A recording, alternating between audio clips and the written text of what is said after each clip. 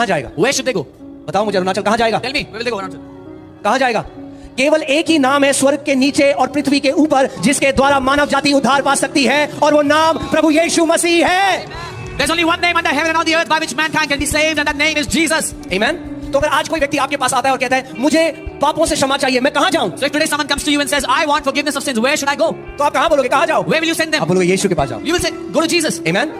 तो जैसे वो यीशु पापों को क्षमा करने वाला परमेश्वर है, As Jesus is the God who forgives sins, वैसे ही वो रोगों से चंगा करने वाला भी परमेश्वर है। similarly He is the God who heals diseases. तो अगर ऐसे ही एक व्यक्ति आपके पास आए और बोले अब डॉक्टर कहते हैं मेरी बीमारी चंगी नहीं हो सकती, मेडिकल साइंस में इसका कोई इलाज नहीं है, मैं कहाँ जाऊं? तो आप बोलोगे उसी यीशु के पास जाओ जो पापों को क्षमा करता है, वही यीशु बीमारियों को भी चंगा करता है। So if someone comes to you and says, oh, doctors have given up, medical science has no answer, tell them go to Jesus, because the same Jesus that forgives sins is the Jesus who heals all diseases. Amen?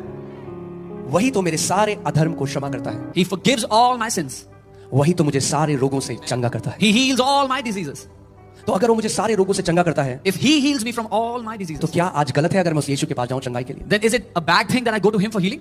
मगर धार्मिक शिक्षाओं ने, it's the religious teachings that have robbed Christians of their inheritance. धार्मिक शिक्षाओं ने मसीहों से चोरी कर लिया है जो उनका था परमेश्वर के द्वारा।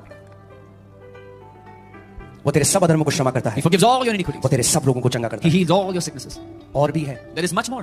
बोलो और भी है। Say there is much more. There is much more in salvation. उद्धार में बहुत कुछ है। Not just forgiveness of sins, सिर्फ पापों की क्षमा नहीं है, not just healing of your bodies. सिर्फ शरीर की चंगाई ही नहीं There है, is much more. और भी बहुत कुछ है। क्या है? What is Amen? that? वही तो तेरे जीवन को विनाश से छुड़ाता है। He redeems your life from destruction. इसका मतलब वो सारी चीजें जो आपको नाश करना चाहती है, परमेश्वर उससे आपको छुटकारा देता है। That means everything that wants to destroy you, God delivers you from it. He redeems you from it. क्या होगा जब वो चीज जो आपको नाश करना चाहती है वो आपको नाश नहीं कर पाएगी? आप जानते हैं क्या होगा? आप अपने दिनों को पूरा करोगे, आप एक दीर्घ आयु जियोगे। You know what will happen when something that wants to destroy you but cannot destroy you? You will live a long life. You will fulfill all your days. Okay, तो पहली चीज क्या थी जो उद्धार में हमें मिला है? What is the first thing you got in salvation? Come on talk to me. बात करें मुझसे। क्या था?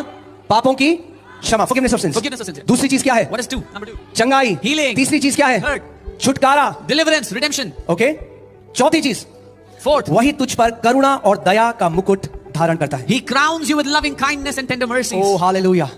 That is God's favor. Now He starts to exalt you. Now you start to flourish in life.